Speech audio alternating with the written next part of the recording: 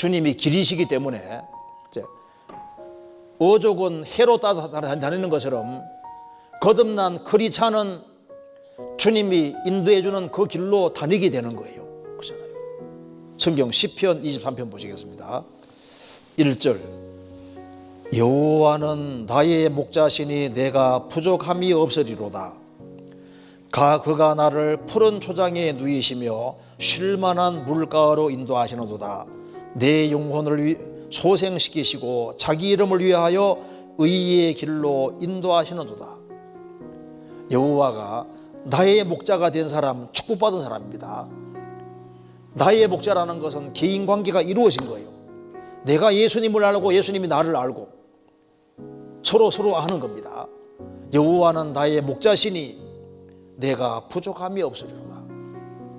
그가 나를 푸른 초장에 누이시며, 푸른 초장에 누웠으니까 푸른 풀을 뜯어먹고 힘을 얻잖아요.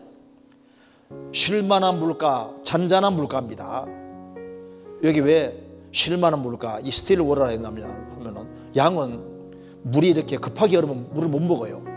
이 물을 약간 물이 이렇게 잔잔히 흐르지 않는 데서는 코 갖다 대면요 물이 확 들어오기 때문에 반드시 잔잔한 물가에서 물 먹습니다. 그래서 쉴만한 물가, 잔잔한 물가에서 이제 물 먹어요.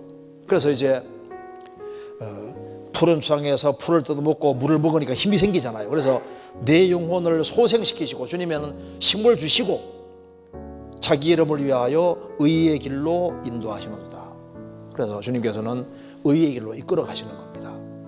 시편 139편입니다. 23절, 24절 같이 읽어보겠습니다. 하나님이여 나를 살피사 내 마음을 아시며 나를 시험하사 내 뜻을 아옵소서. 내게 무슨 악한 행위가 있나 보시고 나를 영원한 길로 인도하소서. 다윗의 기도입니다. 하나님이여 나를 살펴주십시오. 내 마음을 아시며 나를 시험하사 내 뜻을 아옵소서. 내게 무슨 악한 행위가 있나 보시고 있으면 깨닫게 해주시고 나를 영원한 길로 인도하소서. 주님께서는 영원한 길로 인도하십니다. 이 하나님은 영영이 우리 하나님이시니 우리를 죽을 때까지 인도하시리로다. 죽을 때까지 인도하시는 거예요. 내가 너의 갈 길을 가르쳐 보이고 너를 주목하여 훈계하리로다. 시편 32편에 말한 대로 내가 너의 갈 길을 가르쳐 보이고, 주님 갈 길을 가르쳐 보이고 그 다음에 가는지 안 가는지 주목하십니다. 그리고 그 길로 안 가면 그것이 아니하고 훈계해서 바른 길로 가게 하시는 거예요. 자, 구원을 받은 사람은 하나님께서 갈 길을 정해 두셨습니다. 여호와께서 사람의 걸음을 정하시고 그 길을 기뻐하시나니 저는 넘어지나 아주 엎드러지지 아니하면 여호와께 손으로 붙드심이로다. 시편 37편에 말한 대로 여호와께서 구원받은 사람의 걸음을 코스를 정해놨어요. 그리고 그 길을 걸어가는 걸 기뻐하십니다. 저는 넘어지나 길이 너무 힘드니까 넘어질 수도 있어요. 넘어지지만은 아주 엎드러지지 아니하는 것은 여호와께서 손으로 붙드심이로다. 주님이 끝까지 붙잡아 주시는 거예요. 우리 각자가 가야 될 길이 있습니다. 자, 어족에게 회로를 만들어 주신 하나님이 인생을 위해서 길을 안 만들어 주셨겠어요? 구원받은 사람은 가야 될 길을 하나님이 딱 정해 놓으신 거예요. 우리는 그 길로 가야 됩니다. 우리가 좁은 문 통과했으면 좁은 길을 걸어가야 되는 거예요. 좁은 길. 그래서 확실히 거듭난 사람은 길 가운데 들어온 겁니다. 영생을 얻은 거잖아요. 우리가 사실 죄만 안 지었으면요, 에덴 동산에서 죄만 안 지었으면 아담 하와가 죽습니까? 안 죽습니까? 안 죽어요. 만년 청춘입니다. 이런 육체 가지고도 죄만 안 지었으면 안 죽는 거예요. 죄 지었기 때문에 그래서 하나님께서 이게 프로그램을 딱 바꿔버린 거라고요. 자, 보통 20살, 20몇 살 때는 막 세포 활동이 왕성하잖아요. 우리 세포 활동이 마치 20살 그때처럼 활동이 왕성하는 식으로 되어 있으면요, 항상 만년 청춘이 되는 거잖아요. 그죠? 혹시 그 인터넷에 한번 있으면요, 여기에 홍해파리 한번 쳐보시면요, 이거 잡아먹히지 않는 한에는 안 죽습니다. 그러니까 안 잡아먹히면 안 죽어요. 노화되면 스스로 이렇게 해가지고 다시 새롭게 되거든요. 그러니까 하나님이 사람이 죄만 안 지었으면요, 안 죽게 할 수도 있다니까, 이런 몸으로도. 그런데 구원받은 사람은 이런 몸이 아니라 상상도 못하는 새로운 몸을 입고 영원히 살게 하는 영생이라는 게 실제로 있는 거예요. 이 사실입니다. 자, 그래서 그럼 이제 구원을 받은 사람이 코스가 딱 정해져 있는데 그 제대로 된 길을 걸어가야 되는데, 그런데 마귀가 있잖아요. 마귀가 우리로 하여금 자꾸 곁길로 가게끔 자꾸 유도합니다. 복 있는 사람은 악인의 꾀를 좇지 아니하며 죄인의 길에 서지 아니하며 오만한 자의 자리에 앉지 아니하고, 복 있는 사람은 악인의 꾀를 좇지 아니하며 죄인의 길에 서지 아니하며, 이 죄인의 길에 자꾸 서게 하려고 합니다. 꾀를 쫓고 길을 가고 그다음에 오만한 자리에 앉는다고 되어 있잖아요. 성경에는 길에 대한 얘기가 굉장히 많습니다. 유다서 1장 한번 찾아보시겠습니다. 우리가 절대 걷지 말아야 될 길을 한번 봅시다. 여기에 유다서 1장 11절. 이 길을 걷는 사람은 전부 다 화가 있습니다. 물론 구원 안 받았기 때문에 이 길을 걸어갑니다. 11절. 화 있을진저 이 사람들이요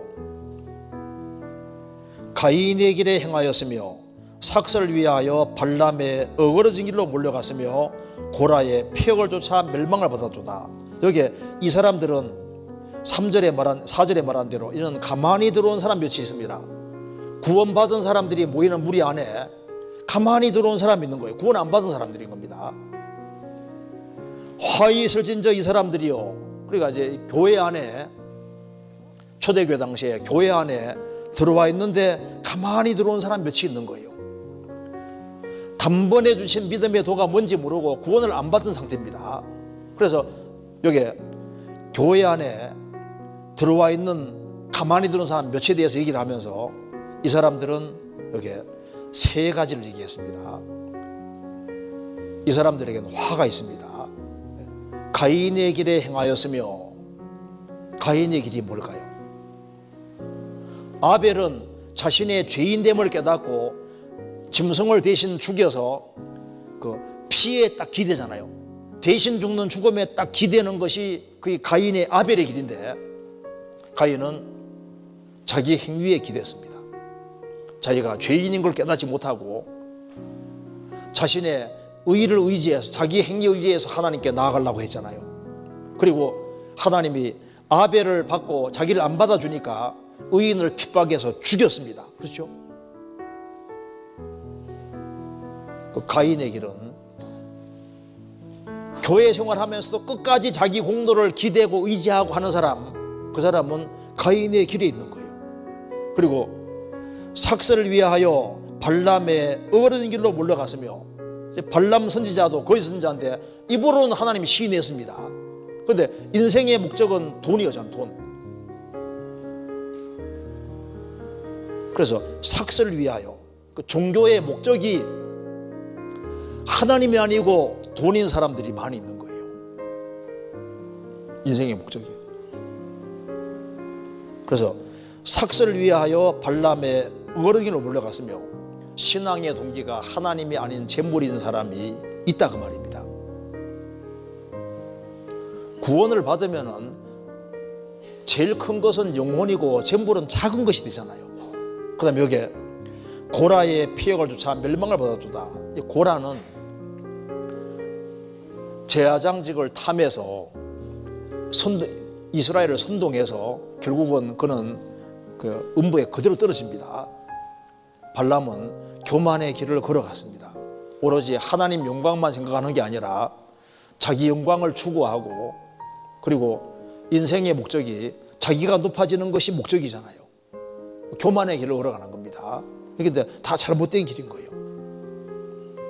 그러니까 우리가 가야 될 길이 따로 있는 겁니다. 우리는 주님이 가셔야 될 길이 있는 것처럼 우리도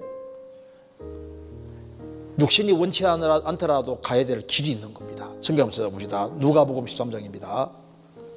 예수님도 가셔야 할 길을 가셨습니다. 누가복음 13장 31절. 곧 그때 어떤 바리새인들이 나와서 이르되 나가 서기를 떠나소서 헤롯이 당신을 죽이고자 하나이다. 가라사대 가서 저 여우에게 이르되 오늘과 내일 내가 귀신을 쫓아내며 병을 낫게 하다가 제3일에는 완전해지리라 하라. 그러나 오늘과 내일과 모레는 내가 갈 길을 가야 하리니 선지자가 예루살렘 밖에서는 죽는 법이 없느니라. 이게 헤롯이 당신을 죽이고자 합니다. 예수님께서 헤롯을 여우라고 말씀하시면서 이렇게 말했습니다. 오늘과 내일 모레 글패 내가 귀신 쫓아내며 병을 낫게 하다가 제3일은 십자가 죽으시는 부활하는 제3일입니다. 제3일에는 완전해지리라. 제3일에 주님께서 죽으시고 부활하시는 제3일에 구원이 완성되잖아요. 그러나 오늘과 내일과 모레 글패 저글패는 내가 갈 길을 가야 하리니 선지자가 예루살렘 밖에서는 죽는 법이 없느니라. 예수님은 십자가를 지러 그게 내가 가야 될 길이다 그 말입니다. 죽으시는 것이 예수님이 가야 될 길이었습니다. 예수님은 세상에 오셔서 십자가를 향해서 계속 가셨던 거예요. 결국은 십자가에 죽으시고 부활하심으로 구원을 완성하셨습니다. 자, 주님을 통해서 구원을 받은 우리도 가야 될 길이 있습니다. 바울서도 말했습니다. 나의 달려갈 길과 주 예수께 받은 사명 곧 하나님의 은혜의 복음 증거하는 일을 마치려 하면은 나의 생명을 조금도 귀한 것을 여기지 아니하노라. 사도행전 20장 24절에 나의 달려갈 길과 바울사도도 달려갈 길이 코스가 있는 거예요. 아브라함, 이삭, 야곱이 갔던 바로 그 길, 예수님이 걸어갔던 그 길, 사도들이 갔던 그 길을 우리도 가야 되는 겁니다. 우리 코스가 정해져 있는 거예요. 그래서 그러면 내가 어느 코스를 걸어야 되느냐? 성경엔 정확히 답이 나와 있습니다. 내가 구원을 받은 게 확실하냐? 그러면 히브리 11장에 순서가 나와 있잖아요. 자, 순서가 어떻게 되냐면 아벨, 그 다음에 창세기 4장에는 아벨이 나오고 에노스가 나오고 그 다음에 누굽니까? 에녹이 나오고 그건 노아가 나오잖아요. 그러니까 아벨은 믿음으로 의롭다함을 얻었고 에노스는 하나님과 교통했습니다. 교제, 기도하며 교제했잖아요. 그 다음에 에녹은 하나님과 동행했고 노아는 하나님과 동력 함께 일했습니다. 우리가 구원을 받고 주님 몸된 교회 안에서 같이 교제하고 주님과 동행하면서 주님과 함께 일하는 이것이 우리가 가야 될 코스에 속하는 거예요. 자, 내가 걸어가야 될 길이 뭐냐 알려면 아주 간단해요. 성경 순서만 봐도 알 수 있는 것이 갈라디아서, 에베소서, 빌립보서, 골로새서, 데살로니가전서입니다. 갈라디아서는 율법과 은혜를 갈라놨습니다. 먼저 믿음으로 확실하게 구원 얻는 것을 말하는 것이 갈라디아서입니다. 그러면 구원받은 게 확실하면 어떻게 해야 되느냐? 그 다음에 에베소서는 교회가 뭔지를 알려주잖아요. 구원받은 게 확실하면은 교회에 연결되는 것이 내가 걸어가야 될 길에 속하는 거라고. 교회에 연결되는 겁니다. 그 다음에 빌립보서는 교제입니다. 교회에 연결되었으면 그 다음에는 성도들과 같이 복음 안에서 교제하며 운명과 오락을 함께하는 그것이 내가 걸어가야 될 길에 속하는 거예요. 그 다음에 골로새서입니다. 교회에 연결되어서 같이 형제자매들과 교제하는 그 속에서 골로새서는 그리스도가 누군지를 알려주잖아요. 예수님이 얼마나 엄청난 분인지를 알려주는 겁니다. 예수님을 제일 잘 설명해 놓은 것이 골로새서예요. 그리고 데살로니가 전서는 재림입니다. 그리고 우리는 내가 정확한 코스에 들어섰느냐, 구원받았으면 정확히 코스에 들어섰잖아요. 그럼 구원받았으면 교회라는 것을 발견하는 것이 내가 제대로 길에 들어선 거라고. 그리고 교회에 연결된 것이 맞으면 성도들과 같이 운명과 고락을 함께하는 그것이 내가 바르게 걸어갈 길에 속하는 거예요. 그리고 그 속에서 주님을 점점 더 알아가다가 재림하신 주님을 만날 때 내가 바른 코스 안에 들어선 거다 그 말입니다.